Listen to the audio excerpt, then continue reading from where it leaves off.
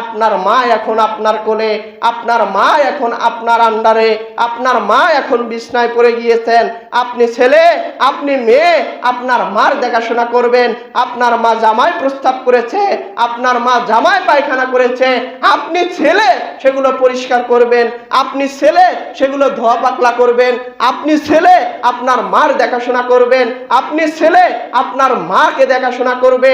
আপনার মা বারবার একটা কথা বলবে, মুরব্বীরা যখন বয়স হয়ে যায় বারবার তার পিতামা বারবার এক কথা বারবার বলতেই থাকে, এটাই স্বাভাবিক, বলে না?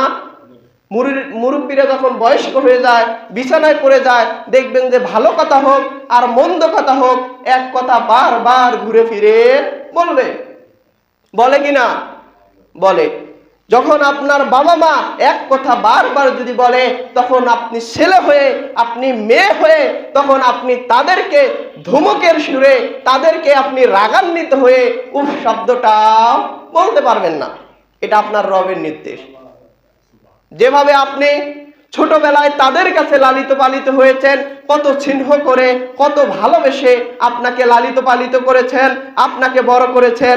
আপনার বাবা মা এখন আপনার কোলে, মানে আপনার বাবা মা এখন বৃদ্ধ, আপনার অধীনস্থ চলে এসেছে, আপনার কোলে চলে এসেছেন। যেভাবে আপনাকে লালিত পালিত করেছে, আপনি আপনার বাবাকে সেই ছোটবেলার ভালোবাসাগুলো ফিরিয়ে দিন। সেজন্যই তো আল্লাহ সুবহানাহু ওয়া তাআলা বলছে, ফালা তাকুল্লাহুমা উফফিউ ওয়ালা তানহারহুমা ওয়া কুল্লাহুমা কাওলান কারীমা। তোমার বাবা মার সাথে তোমরা উফ শব্দটি বলো না, ধমকের সুরে কথা বলিও না, তাদের সাথে সম্মানজনক কথা বলো, তাদের সাথে সবচেয়ে ভালো কথা বলো, তাদের সাথে সবচেয়ে উত্তম কথা বলো। এই নির্দেশ আল্লাহ সুবহানাহু ওয়া তাআলা আমাদেরকে দিয়েছেন। অতএব আপনার বাবাকে, আপনার মাকে দুনিয়ার মধ্যে সবচেয়ে ভালো ব্যবহার পাওয়ার যোগ্য যদি কেউ থাকে, সেটা আপনার বাবা মা। আর যার বাবা মা নাই, তার মতো হতভাগা এই পৃথিবীতে আর কেউ নাই, তার মতো হতভাগা এই পৃথিবীতে আর কেউ নাই।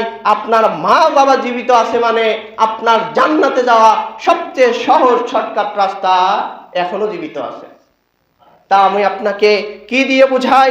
যখন আপনার বা আমার বাপ মা যারা মারা গিয়েছেন, তাদের সম্বন্ধে আল্লাহ সুবহানাহু ওয়া তাআলা দোয়া শিখিয়ে দিয়েছেন, এবং তাদের জন্য দোয়া করো। কি দোয়া? আল্লাহ সুবহানাহু ওয়া তাআলা সূরা ইসরা বা বনী ইসরাইলের 24 নম্বর আয়াতে আল্লাহ সুবহানাহু ওয়া তাআলা সেই দোয়াটা উল্লেখ করে বলছে, তাদের জন্য দোয়া করো, অকুর রব্বিল হামহুমা কামা রাব্বায়ানি সগীরা। তাদের জন্য দোয়া করো, হে আমার রব, হে আমার রব, হে আমার প্রতিপালক, আমার বাবা মা যেমন করে আমাকে দয়া করেছে ছোটকালে, হে আল্লাহ আপনি তাদেরকেও দয়া করুন।